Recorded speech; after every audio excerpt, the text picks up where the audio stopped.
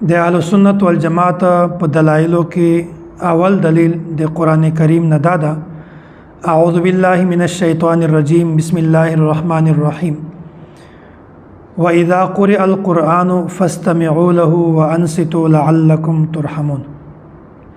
چې کله هم قران کریم تلاوت کیږي بیا په هغه وخت کې دوه کارونه تاسو کوي درم کار به الله تعالی کوي دوه کارونه دادي چې کله امام په مانځه کې قرات کوي مقتدی ته حکم ده فاستمعوا له په غور سره د امام تلاوت اوره وانصتوا او خاموشي اختیاروا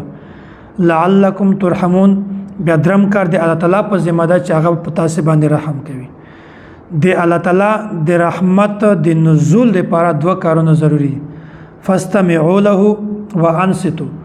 کچیرته یو کستا د الله تعالی د رحمت ضرورت وي هغه ته په کار ده چې کله په امام سلمونز کوي خاموشي دی اختیاروي په غور سره د امام تلاوت اوري او کوم کسته چې د الله تعالی د رحمت د نزول امید نوي ضرورت نوي هغه چې بیا څه کوي هغه دی کوي نو د رحمت د نزول لپاره دوه کارونه ضروری دي فاستمعوا له وانصتوا درم کار به الله تعالی کوي لعلکم ترحمون الله تعالی په تاسو باندې رحمتونه را نازلوي نو دا دغه آیت مطلب ده چې کله هم امام تلاوت کوي مقتدی ته په کار ده چې بالکل خاموشي اختیار کړي د امام تلاوت په غور سره اوري او د خاموشي اختیار کړي دومره خبره ده چې کله منځ په جمع باندې کیږي په هغه کې یو امام وي او څو مقتدیان وي نو امام یو ذمہ داری ده چې هغه به څو تلاوت کوي یو حکم ده د لپاره او داسې د مقتدیانو لپاره هم یو حکم ده د دې هم یو فریضه ده یو کار ده نو داسې چې کله دا آیات را نازل شو اذا قرئ القرآن دا قرئ ده د مجهول ولا صيغه ده دا واحد صيغه ده القرآن دا دغه نائب فاعل مطلب دا ده چې کله قران کریم ویل کیږي دا مطلب دا ده چې قران کریم ویللو ول څوک شته او داسې څوک کسان داسې دي چې هغه په ذمہ باندې قران کریم ارول دي نو دا قرئ دا د واحد صيغه ده او دا مفرد ده دغه په ذمہ باندې د قران کریم تلاوت او فاستمعوا له وانصتوا دا د جمع صيغه دي او د دې ذمہ داری دا چې هغه په قران کریم په توجه سره اوري او هغه ته خاموشي اختیار کوي نو مونږ ګورو چې کوم داسې افراد دي چې هغه مفرد دي او د دې په ذمہ باندې د قران کریم تلاوت ته او کوم داسې افراد دي چې هغه جمع دي او د دې په ذمہ باندې د قران کریم تلاوت او اورول دي او خاموشي اختیارول دي نو موږ وکتل چې کله په جمع باندې المنځ وي امام یو داسې فرد ده داسې کس ته چې هغه واحد ده تنها د دې په ذمہ باندې قران کریم تلاوت ته او مقتدیان داسې خلک دي چې هغه جمع دي نو د هغه په ذمہ باندې قران کریم اورول دي او د دې لپاره خاموشي اختیارول دي نو اذا قرئ القرآن دا د مجهول صيغه ده دا مفرد ده دا مطلب دا ده چې یو کس داسې ده چې هغه په ذمہ باندې قران کریم تلاوت ته هغه امام ده او څو کسان داسې دي چې هغه په ذمہ باندې قران کریم ارول دي او خاموشي اختیارول دي هغه مقتدیان دي او داسې بعض خلک دا اعتراض کوي چې الله تعالی قران کریم آیات را نازل کړی دا واذا قرئ القرآن فاستمعوا له وانصتوا فاستمعوا له وای په غور سره هغه کس اوري چې هغه خاموش وي نو دلته الله تعالی فاستمعوا له دا هم ذکر کړی دا او انصتوا لفظ مختا ځان ته ذکر کړی دا فرمایي چې وانصتوا لفظ چې معنی دار د دغه مطلب د چې الله تعالی یوري فاستمعوا له دا ځان ته ذکر کړی دا وانصتوا ځان ته ذکر کړی دا ځکه چې یو کس په توجه سره یو شی اوري نو دغه لپاره خاموشي لازمی ده مثلا څوک ماته خبره کوي دای ماته خبره کوي زه د خبره په غور سره اورم نو د خبرې په غور سره اوریدلو لپاره ضروری ده چې زه خاموشي اختیار کړم دا څه کله هم نشي کېدل چې زه خبره هم اورم په غور سره او زه د چا سره خبره هم کوم یا زه د ریکارډینګ هم کوم زه د چا سره بل خبره کوم یا زه څه کار کوم دا کېدل نشي نو اعتراض کول ولدا اعتراض کوي چې ګوري الله تعالی بیان کړی دی فاستمعوا له د دې په غور سره اوري په غور سره هغه کس اوري چې هغه خاموش وي نو بیا الله تعالی مخته وانصتو چې تاسو خاموشي اختیار کړئ د دغه لفظ ځان ته مستقل ذکر کولو څه معنی ده دغه یو جواب ده تفسیر مدارک علامه نصفی رحمه الله دا ذکر کړی دا وای الله تعالی د طرفنا منزونه هم دوه قسمه دي ځکه الله تعالی دغه حکم هم دوه قسمه را نازل کړی ده بعض منزونه جهري دي چې په هغه کې امام په زوټه باندې تلاوت کوي مثلا د سحر منځ شو ماخام ماسختن او بعض منزونه داسې دي چې په هغه کې امام په پټه باندې تلاوت کوي الله تعالی ذکر کړی ده واذا قرئ القرآن فاستمعوا له چې کله امام په زوټه باندې تلاوت کوي فاستمعوا له نو تاسو په غور سره د امام تلاوت اوري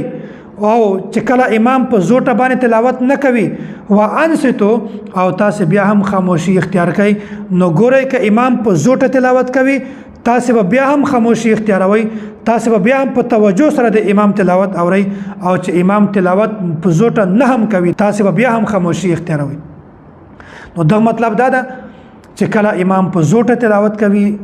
یا امام په زوټه تلاوت نه کوي په هر حالت کې به مقتدی خاموشي اختیاروي کچیرته وانصتو لفظ الله تعالی ذکر کړی نه وي به د خلکو په ذهن کې بل اشکال پیدا کېده چې ګوره الله تعالی خو مونږ ته دا حکم کړی دی چې کله امام په زوټه تلاوت کوي تاسو د امام تلاوت په خاموشي سره اورئ او کچیرته الله تعالی وانصتو لفظ نه وي ذکر کړی بیا دا اشکال خلکو په ذهن کې پیدا کېده چې الله تعالی خو مونږ ته د جهري لمونځ حکم کړی دا د سري لمونځ خو مونږ ته حکم نه دا کړی ځکه چې کوم امام په زوټه باندې تلاوت نه کوي سري لمونځونه دي مازدیګر والسه ماسپخین والسه په هغه کې امام په زوټه تلاوت نه کوي نو په هغه وخت کې تلاوت مقتدی اوري هم نه نو بیا دې په ذهن کې دا اشکال پیدا کړي چې الله تعالی خو مونږ ته د حکم د جهرن لمونځ کړی دا د سري لمونځ حکم مونږ ته کړی هم نه ده دیو جن الله تعالی دا آیات را نازل کو فاستمعوا له وانصتوا چې کله امام جهرن تلاوت کوي مقتدی ته پکار ده چې په غور سره د امام تلاوت واوري او چې کله امام جهرن تلاوت نه کوي په پټه باندې تلاوت کوي مقتدی ته بیا هم پکار ده چې د خاموشي اختیار کړي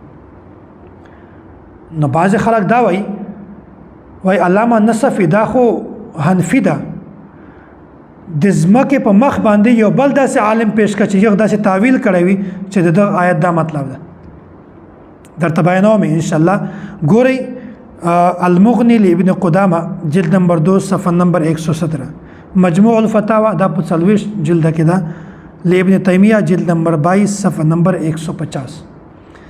په دغه دوه کتابو کې د امام احمد بن حنبل رحمت الله علیه دا قول موجود ده چې دا آیات المانزه په باره کې ده دا تفصیل درته بیانوم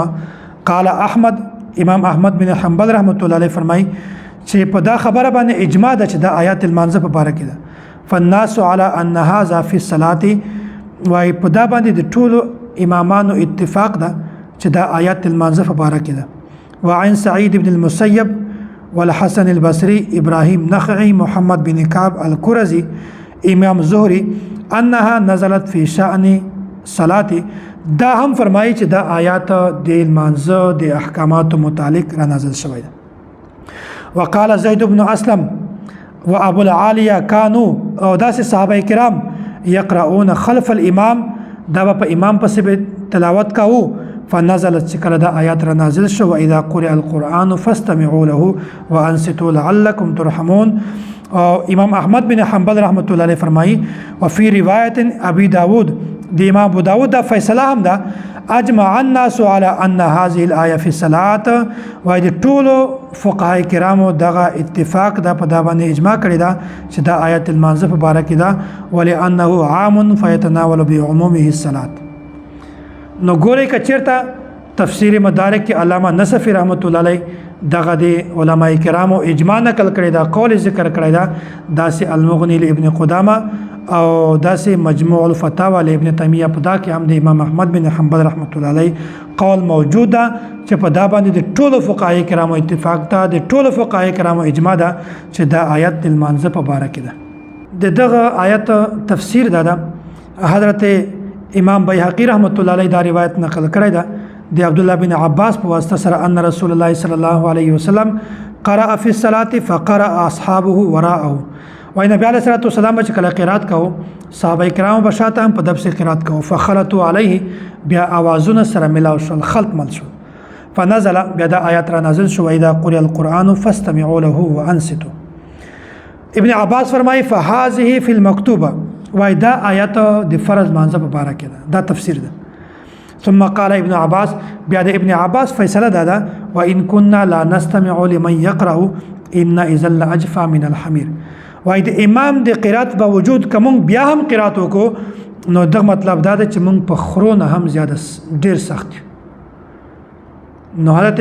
عبد الله بن عباس رضی الله تعالی عنہ د خله مبارک نه دا ټایټل د تملاو شوی دا چې کوم کس د امام د قرات باوجود بیا هم قرات کوي دغه حکم داسې لکه دا کتاب القرات للبیاقی صفحه نمبر 109 دا سه عبد الله بن عباس رضی الله تعالی عنہ هغه صحابي چې نبی علیه الصلوۃ والسلام د بارک ویلو اللهم علمه الكتاب یا الله د صحابي ته د قران کریم د تفسیر علوم ورنصیب دا هغه صحابي د دغه تفسیر په سند کې یو راوی دا ابن لهیعه دغه په باره کې باطل دا خبره بیانوي چې دا راوی ضعیف تا دا راوی مجروح دا لہذا دا روایت حجت نه ده دا سه روایت کلام میں پیش کوي دغه په جواباتو کې اوله خبره ده چې تفسیر نمخته مونږ تاسو ته یو اجماع نقل کړه چې په دې باندې امام احمد رحمت الله علیه دا قول ذکر کړی چې په دې باندې د ټولو فقهای کرامو اجماع ده چې دا آیت المنزه په باره کې را نازل شوی ده امام سیوطی رحمت الله علیه دا خبره بیانوي الاجماع اقوى من الاسناد اجماع دا په سند نه قوي ده چې کله په یو شی باندې اجماع نقل شي به دغه سند ته نشي کتل کېږي دومره خبره ده چې هغه راوي چې په هغه باندې جراوي جره مطلب دا چې دغه مزمت بیان شوی وي دغه لپاره غلط الفاظ استعمال شوی وي او داسې دغه راوي تعدیل هم توثیق هم بیان شوی وي عدالت هم بیان شوی وي چې دا نیک دا حافظ دا عالم دا محدث دا شیخ دا نو بیا د داسې راوي په باره کې په اصول حدیث کې دا یو اصول دا ضابطه ده چې هر هغه راوي چې په هغه باندې جره هم وي او د یو توثیق هم بیان شوی وي د داسې راوي روایت چې کومه ده هغه حسن ده نو حسن او صحیح دغه په مقام مرتبه په پورتوالي لاندېوالي کې خو فرق شته خو د دلیل په اخیستلو کې دا بالکل د صحیح غوندې ده امام ابن کثیر رحمت الله علیه دا خبره بیان کړې ده الاختصار فی علوم الحدیث لابن کثیر صفحه نمبر 39 النوع الثاني پدا کې بیانوي الحسن وهو في الاحتجاج كالصحيح عند الجمهور وای د جمهور په نزدیک باندې دا حسن دغه په دلیل اخیستلو کې دا د صحیح غوندې ده لہذا دا کوم راوی چې دا ابن لهیعه دا اگر چې مجروح هم ده خود دا تعدیل او توثیق هم بیان شوی ده نو چې کله راوی تعدیل توثیق او جرح هم بیا د داسې راوی